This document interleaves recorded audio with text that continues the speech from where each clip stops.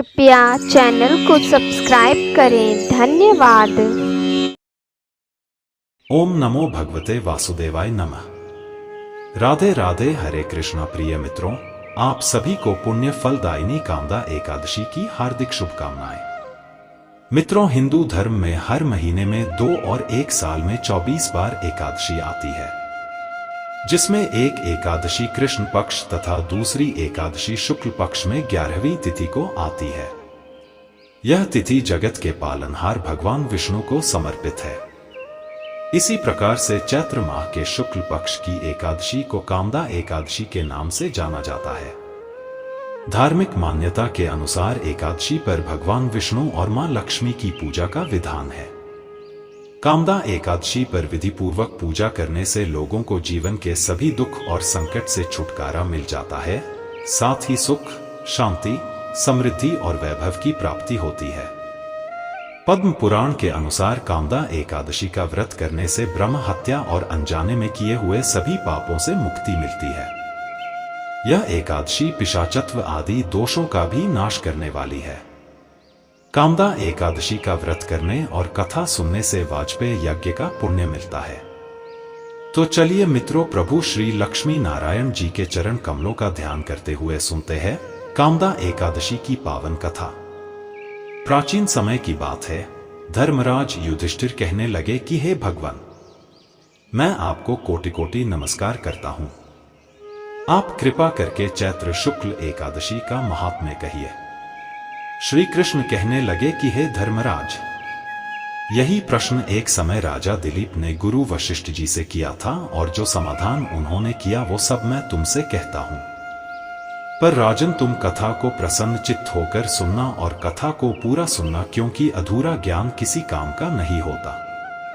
युधिष्ठिर कहते हैं, हे प्रभु, मैं पूरी कथा को मन लगाकर सुनूंगा, आप कथा प्रारंभ करें। श्री कृष्ण कहते हैं, प्राचीन काल में भोगीपुर नामक एक नगर था। वहां पर अनेक ऐश्वर्यों से युक्त पुंडरीक नाम का एक राजा राज्य करता था। भोगीपुर नगर में अनेक अप्सरा, किन्नर तथा गंधर्व वास करते थे। उनमें से एक जगह ललिता और ललित नाम के 2 स्त्री पुरुष अत्यंत वैभवशाली घर में निवास करते थे। उन दोनों में अत्यंत स्नेह था, यहां तक कि अलग अलग हो जाने पर दोनों व्याकुल हो जाते थे। एक समय पुंडरीक की सभा में अन्य गंधर्वों सहित ललित भी गान कर रहा था। गाते गाते उसको अपनी प्रिय ललिता का ध्यान आ गया और उसका स्वर भंग होने के कारण गाने का स्वरूप बिगड़ गया। ललित के मन के भाव जानकर कारकोट नामक नाग ने स्वर भंग होने का कारण राजा से कह दिया। तब पुंडरीक ने क्रोध पूर्वक कहा कि तू मेरे सामने गाता हुआ अपनी स्त्री का स्मरण कर रहा है, अतः तू कच्चा मांस और मनुष्यों को खाने वाला राक्षस बनकर अपने किए कर्म का फल भोग। पुंडरीक के श्राप से ललित उसी क्षण महाविशालकाय राक्षस में परिवर्तित हो गया। उसका मुख अत्यंत भयंकर, नेत्र सूर्य चंद्रमा की तरह प्रदीप्त तथा मुख से अग्नि निकलने लगी। उसकी नाक पर्वत की कंदरा के समान विशाल हो गई और गर्दन पर्वत के समान लगने लगी। सिर के बाल पर्वतों पर खड़े वृक्षों के समान लगने लगे तथा भुजाएं अत्यंत लंबी हो गईं। कुल मिलाकर उसका शरीर 8 योजन के विस्तार में हो गया। इस प्रकार राक्षस होकर वह अनेक प्रकार के दुख भोगने लगा। जब उसकी प्रियतमा ललिता को यह वृत्तांत मालूम हुआ तो उसे अत्यंत खेद हुआ और वह अपने पति के उद्धार का यत्न सोचने लगी। वह राक्षस अनेक प्रकार के घोर दुख सहता हुआ घने वनों में रहने लगा। उसकी स्त्री उसके पीछे पीछे जाती और विलाप करती रहती। एक बार ललिता अपने पति के पीछे घूमती घूमती विंध्याचल पर्वत पर पहुंच गई, जहां पर श्रृंगी ऋषि का आश्रम था। ललिता शीघ्र ही श्रृंगी ऋषि के आश्रम में गई और वहां जाकर विनीत भाव से प्रार्थना करने लगी। उसे देखकर श्रृंगी ऋषि बोले कि हे सुबगे, तुम कौन हो और यहां किस लिए आई हो?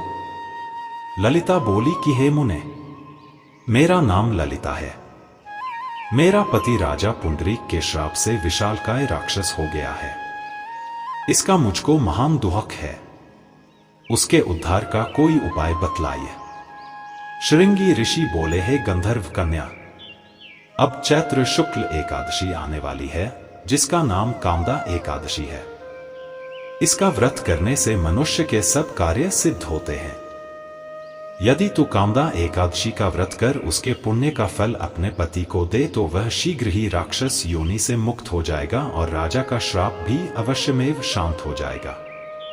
मुनि के ऐसे वचन सुनकर ललिता ने चैत्र शुक्ल एकादशी आने पर उसका व्रत किया और द्वादशी को ब्राह्मणों के सामने अपने व्रत का फल अपने पति को देती हुई भगवान से इस प्रकार प्रार्थना करने लगी, हे प्रभु, मैंने जो यह व्रत किया है इसका फल मेरे पतिदेव को प्राप्त हो जाए, जिससे वह राक्षस योनि से मुक्त हो जाए।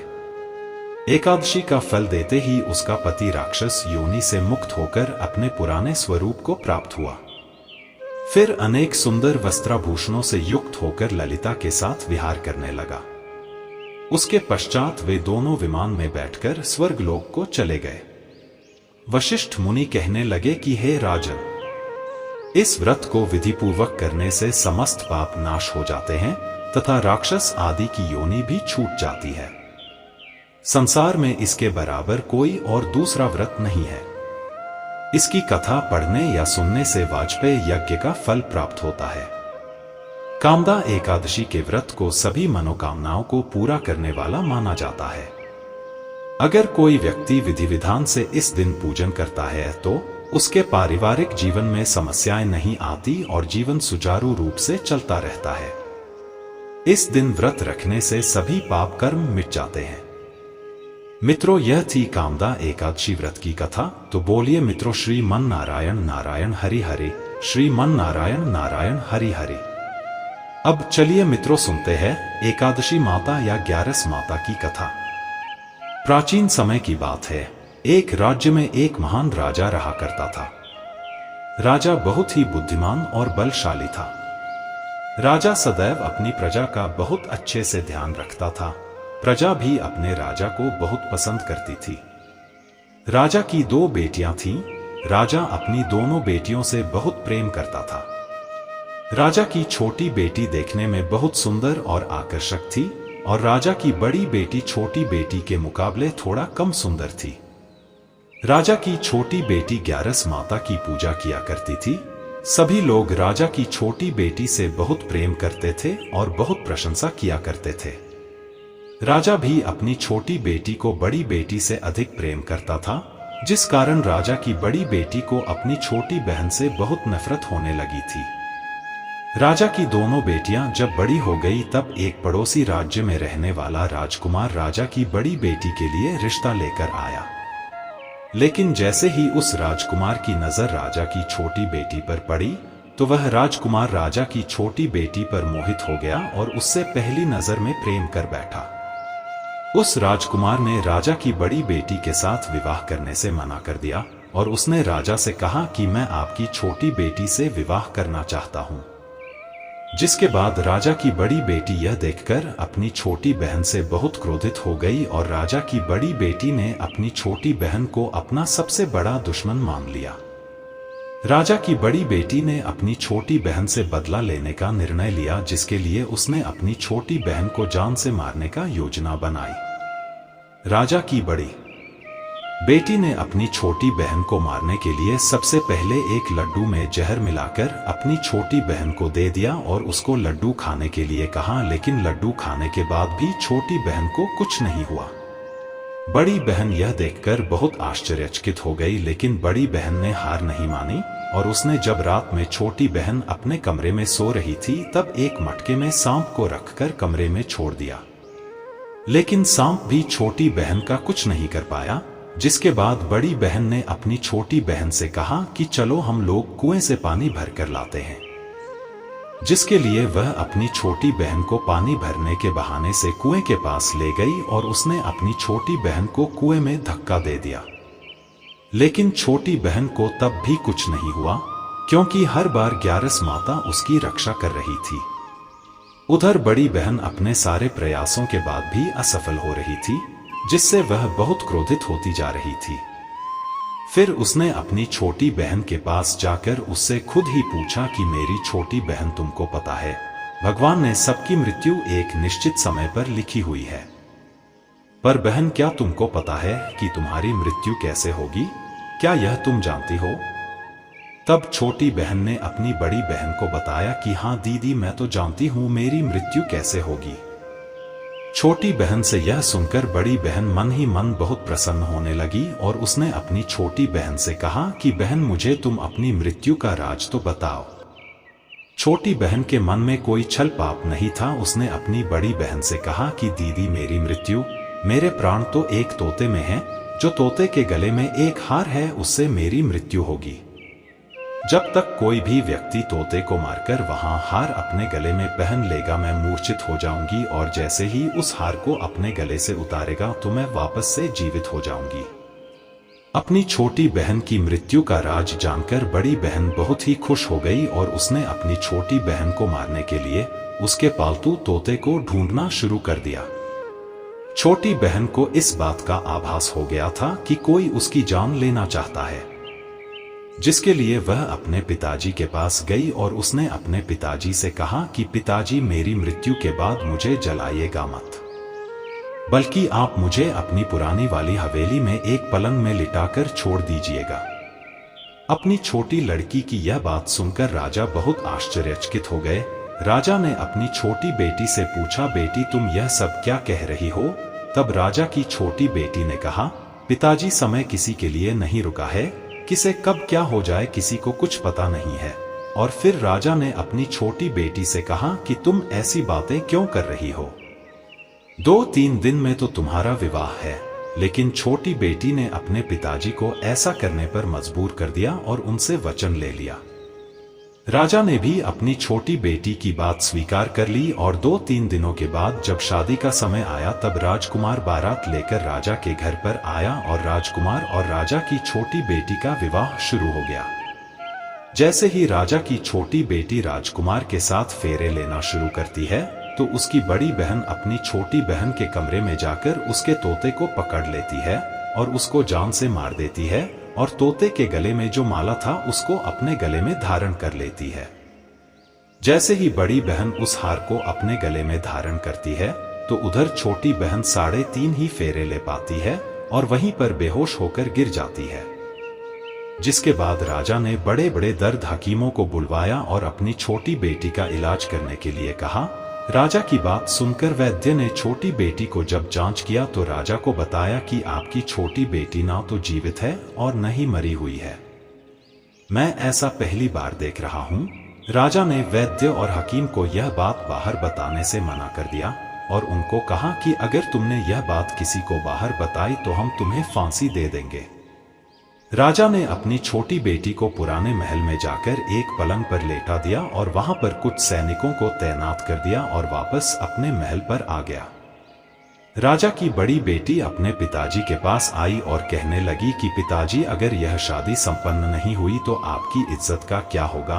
आप कहें तो मैं आपकी इज्जत बचाने के लिए राजकुमार से शादी करने के लिए तैयार हूं। जिसके बाद राजा ने अपनी बड़ी बेटी की बात मान ली और राजा ने बड़ी बेटी को छोटी बेटी के कपड़े पहनाकर मंडप पर भेज दिया। लेकिन राजकुमार यह जान गया कि यह राजा की छोटी बेटी नहीं है बल्कि यह राजा की बड़ी बेटी है। लेकिन जब राजकुमार ने शादी करने से मना किया तो सभी लोगों ने राजकुमार को विवश करके राजा की बड़ी बेटी से बचे हुए फेरों को संपन्न करा दिया और विवाह करवा दिया। जिसके बाद राजकुमार राजा की बड़ी बेटी को अपने महल ले गया। राजकुमार राजा की बड़ी बेटी से ना तो बात करता था, ना ही उसको पसंद करता था और न ही उसके आसपास भटकता था।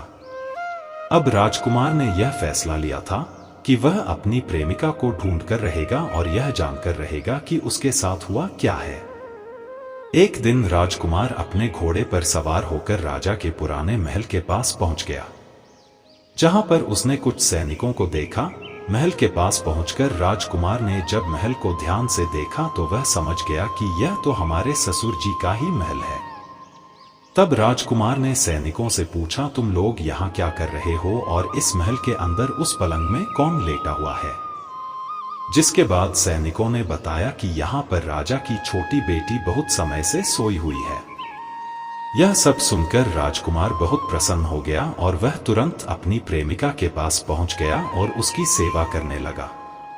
जैसे ही रात हुई तो राजा की छोटी बेटी उठकर खड़ी हो गई। राजकुमार यह देखकर बहुत खुश हो गया। उसने अपनी प्रेमिका से पूछा कि तुम यहाँ क्या कर रही हो? तुम मेरे साथ मेरे घर चलो। राजा की छोटी बेटी ने राजकुमार को सारी बातें बता दी कि मेरी जान एक तोते में बसी थी और मैंने यह बात सिर्फ अपनी बड़ी बहन को बताई थी और मुझे पता है कि उसने ही मुझे मारने का प्रयास किया है। उसके पास एक हार है जिसको वह सुबह पहन लेती है और रात को उतार देती है। जब तक वह हार को पहनकर रहती है तब तक मैं मूर्छित रहती हूँ और जैसे ही वह इस हार को उतार देती है तो मैं जीवित हो जाती हूँ। वो कहती है जब तक मेरी बड़ी बहन के पास वह हार है तब तक मैं ऐसे ही जीवित और मूर्छित होती रहूंगी। अगर मेरी बड़ी बहन के पास जो हार है वह मेरे हाथ में लग जाए तो मैं हमेशा के लिए जीवित हो जाऊंगी। राजकुमार ने यह बात सुनकर राजा की छोटी बेटी के पास रहने का निर्णय ले लिया और उसने अपने बचे हुए सारे फेरे उस पलंग में लेटी राजा की छोटी बेटी के साथ ले लिए और अपना विवाह पूर्ण कर लिया और वहीं पर ही रहने लगा। देखते ही देखते कुछ समय में राजा की छोटी बेटी और राजकुमार की पत्नी पेट से हो गई। एक दिन राजकुमार को किसी काम से बाहर जाना पड़ा। तब छोटी बहन के पेट में बहुत तेज दर्द होने लगा। उसने ग्यारस माता का आवाहन किया जिसके बाद वहां पर ग्यारस माता प्रकट हुई और उन्होंने अपने भक्त के दर्द को दूर किया और उसे एक पुत्र की प्राप्ति करवाई। उसी समय वहां पर अचानक से राजकुमार भी आ गया। राजकुमार ने ग्यारस माता को देखा तो वह आश्चर्यचकित हो गया और उसने तुरंत माता को प्रणाम किया और ग्यारस माता ने राजकुमार से कहा कि जब तुम्हारा पुत्र 5 वर्ष का हो जाए तो तुम अपनी पत्नी का हार लाकर इसके गले में डाल देना। और देखते ही देखते राजकुमार और राजा की छोटी बेटी का पुत्र 5 वर्ष का हो जाता है। तो राजकुमार अपने बेटे से कहता है कि बेटा मैं कुछ काम से बाहर जा रहा हूं, तुम अपनी माता का ध्यान रखना और वहां से चला जाता है। राजा को बाहर निकलता देख बड़ी बहन के सैनिक देख लेते हैं और बड़ी बहन को जाकर सारी बातें बता देते हैं। जिसके बाद बड़ी बहन अपनी छोटी बहन के पुत्र को वहां से उठवा लेती है और उसको मरवा देती है और छोटी बेटी के पुत्र के 2 टुकड़े करवा देती है। पहला टुकड़ा चक्की के पास छुपा देती है और दूसरा टुकड़ा अपनी पलंग के नीचे रख लेती है। अब ग्यारस माता भिखारी का रूप लेकर उसकी बड़ी बहन के दरवाजे पर आती है और बड़ी बहन के पास चली जाती हैं, जिसके बाद वहां पर भिक्षा मांगने लगती हैं। बड़ी बहन अपने नौकरों से कहती हैं कि जाकर भिक्षा दे दो, लेकिन जैसे ही नौकर ग्यारस माता को भिक्षा देने के लिए आते हैं तो माता उन्हें मना कर देती है और कहती है कि मैं तुम्हारी महारानी से ही भिक्षा लूंगी। जिसके बाद बड़ी बहन स्वयं ही भिक्षा देने के लिए माता के पास आती है। उधर माता एक बिल्ली का रूप लेकर उसके कमरे में चली जाती हैं और वहां पर छोटी बेटी के पुत्र कोई 2 टुकड़े को आपस में जोड़ देती है और उसे जीवित कर देती है और उसे लेकर वहां से चली जाती है और राजकुमार को सौंप देती है। राजकुमार अपने बेटे को लेकर अपनी बड़ी पत्नी के पास जाता है और उसे कहता है कि तुम इसका ध्यान रखना, अगर तुम इस बच्चे का अच्छे से ध्यान रखोगे तो मैं तुमसे बात करूंगा। इसी प्रकार एक दिन राजकुमार अपने बच्चे से कहता है कि तुम माता से उनके गले का हार मांग लो। जिसके बाद राजकुमार का लड़का अपनी मम्मी के पास जाता है और कहता है कि माता, मुझे तुम्हारा हार चाहिए जो तुमने गले में पहन रखा है। यह सुनकर पहले तो बड़ी बहन बहुत क्रोधित होती है, पर उसको यह याद आता है कि राजकुमार ने कहा था कि अगर मैं इस बच्चे का ध्यान अच्छे से रखूंगी तो वह मुझसे बात करेंगे, जिसके कारण वह हार को उस बच्चे को दे देती है। वह बच्चा तुरंत ही उस हार को ले जाकर अपने पिताजी को दे देता है और तभी राजकुमार अपने बेटे को लेकर वहां से जाने लगता है और अपनी पत्नी से कहता है कि तुम हमारे लिए खाना बनाकर रखना, मैं शाम को आकर तुम्हारे साथ खाऊंगा। और वह अपने बेटे को लेकर वहां से चला जाता है। जिसके बाद वह राजा के पास जाता है और उनको सारी बातें बता देता है। राजा अपनी बड़ी बेटी की यह कटु कर्म सुनकर बहुत क्रोधित होते हैं और उसे सजा सुनाता है।